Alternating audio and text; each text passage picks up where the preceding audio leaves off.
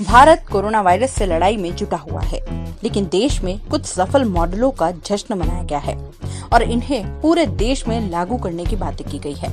लेकिन एक्सपर्ट्स का कहना है कि इस तरह के हड़बड़ी में जश्न मनाने से आगे चलकर हालात खतरनाक हो सकते हैं। उत्तर प्रदेश का आगरा पूरी दुनिया में ताजमहल के लिए मशहूर है, लेकिन आगरा भारत के उन चुनिंदा शहरों में रहा जहां कोरोना वायरस महामारी का पहला पॉजिटिव केस मार्च की शुरुआत में ही सामने आ गया था। पूरे मार्च भर यहां कोरोना के मामले सामने आते रहे, लेकिन संक्रमण फैलने की रफ्तार में कमी जरूर आई। यहीं से कोरोना के खिलाफ जंग में आगरा मॉडल का जन्म हुआ। यह सोशल मीडिया पर हैशटैग के तौर पर ट्रेंड करने लगा। केंद्र सरकार ने भी इसकी जमकर तारीफ की और उत्तर प्रदेश के मुख्यमंत्री योगी आदित्यनाथ को इस सफलता का क्रेडिट दिया जाने लगा। लेकिन चंद दिनों में ही चीजें बदलने लगी। अप्रैल शुरू होने के साथ ही कोरोना संक्रमितों के मामले तेजी से दुगना होने लगे और शुरुआती सफलता धराशायी हो गई। यह मॉडल बड़े तौर पर प्रभावित इलाकों को सख्ती को बंद करने और कोरोना के संदिग्धों को आइसोलेट करने पर टिका हुआ था, लेकिन वायरस नए इलाकों में फैल गया। ऐसे में सरकार को दूसरे विकल्पों के बारे में सोचना पड़ा, जिनमें आक्रामक रूप से टेस्टिंग करना भी शामिल था। आगरा में अब 600 से ज्यादा मामले हैं, जो कि राज्य में किसी भी जिले से ज्यादा है। इसके साथ ही बहुप्रचारित आगरा मॉडल भी खबरों से गायब हो गया।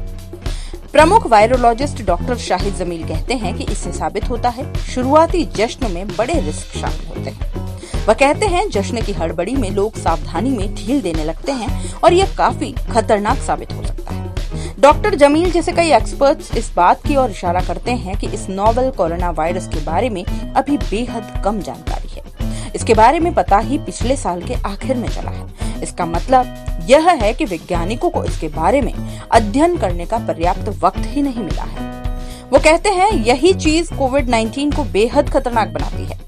मिसाल के तौर पर यह खोज कि प्रभावित लोगों के थूक में यह वायरस 30 दिन तक पाया जा सकता है। वो बताते हैं ऐसे में आप अपने मरीजों का सफलतापूर्वक इलाज करने मात्र से यह जंग जीती हुई नहीं मान सकते हैं। आपको और ज्यादा सतर्क रहना होगा और यही एकमात्र विकल्प है। आगरा में अधिकारियों ने कंटेनमेंट जोन्स तय करने में कोई देरी नहीं की और उन्होंने आक्रामक तरीके से कॉन्ट्रैक्ट ट्रेसिंग भी की। डॉक्टर जमील कहते हैं लेकिन इसका मतलब यह नहीं था कि हम जश्न मनाना शुरू कर देते, क्योंकि इससे अधिकारियों के किए गए पूरे काम पर पानी फिरने का खतरा था। इस तरह के मॉडल का जश्न मनाने में एक और दिक्कत यह है कि दूसरे राज्य और जिले भी इसे अपनाना शुरू कर देते हैं। महामारी विज्ञान से जुड़े हुए ललित कांत इस तरह के प्रैक्टिस से आगाह करते हैं। वो कहते हैं इस तरह के मॉडल्स अपने अपने इलाकों पर आधारित है और उन्हीं दूसरी जगहों पर ज्यों का त्यों लागू नहीं किया जा सकता। निश्चित तौर पर हमें अलग अलग मॉडल से सीखने की कोशिश जरूर करनी चाहिए। केरल का उदाहरण लेते हैं। केरल सालों से अपने हेल्थ केयर नेटवर्क पर भारी निवेश कर रहा है। जब राज्य में कोरोना वायरस ने दस्तक दी तो वह इससे लड़ने के लिए पूरी तरह से तैयार था। अधिकारियों ने मरीजों को पहचाना, उन्हें आइसोलेट किया और उनका इलाज किया। केरल ने कॉन्टैक्ट ट्रेसिंग के लिए टेक्नोलॉजी का भी इस्तेमाल किया और साथ ही तेजी से हॉटस्पॉट्स की पहचान की ताकि वायरस को फैलने से रोका जा सके। लेकिन क्या इससे केरल एक सफल मॉडल बन जाता है? एर्नाकुलम जिले में कोविड-19 के इलाज के लिए नोडल अफसर डॉक्टर फतेउद्दीन किसी भी जगह के मॉडल को सफल मॉडल कहना गलत मानते हैं। वो कहते हैं हमने केरल के कुछ इलाकों में फिर से मामले आते देखे हैं। कुछ ऐसे भी मामले हैं जहां हम संक्रमण का जरिया भी नहीं जान पाए हैं। वो कहते हैं कि इस वायरस के साथ चीजें इतनी तेजी से बदल रही है कि कोई भी आराम रखने का जोखिम नहीं ले सकता है। वो कहते हैं कि समस्या तब शुरू होती है जब राजनेता बिना किसी वैज्ञानिक मंजूरी के सफलता का ऐलान करने लगते हैं।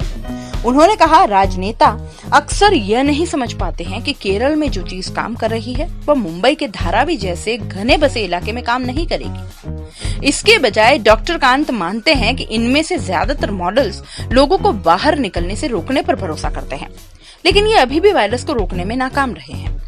वह कहते हैं ऐसे में इस अंतर को समझना होगा।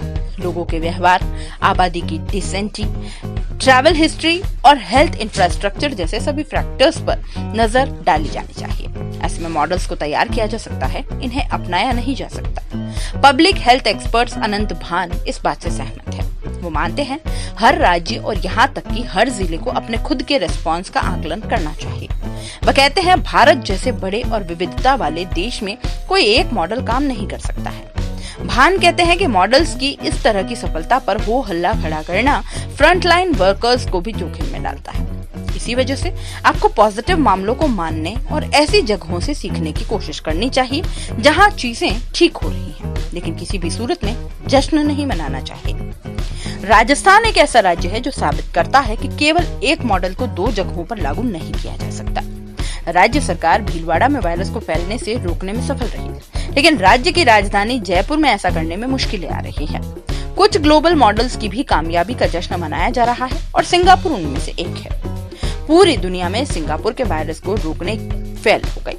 हर जगह से बधाई दी जाने लगी, लेकिन सिंगापुर में वायरस की दूसरी लहर आ गई और अब उसे लॉकडाउन का ऐलान करना पड़ा है। सिंगापुर के माउंट एलिजाबेथ नोवेना हॉस्पिटल के संक्रामक बीमारियों के एक्सपर्ट डॉक्टर लियोंग हो नाम ने कहा कि सिंगापुर ने सोशल डिस्टेंसिंग जैसे उपायों में अच्छा काम किया है। वह कहते हैं, लेकिन ये वायरस तेजी से दाखिल होता है, इसके आने का जोखिम हमेशा बना हुआ है और वापसी भी करता है।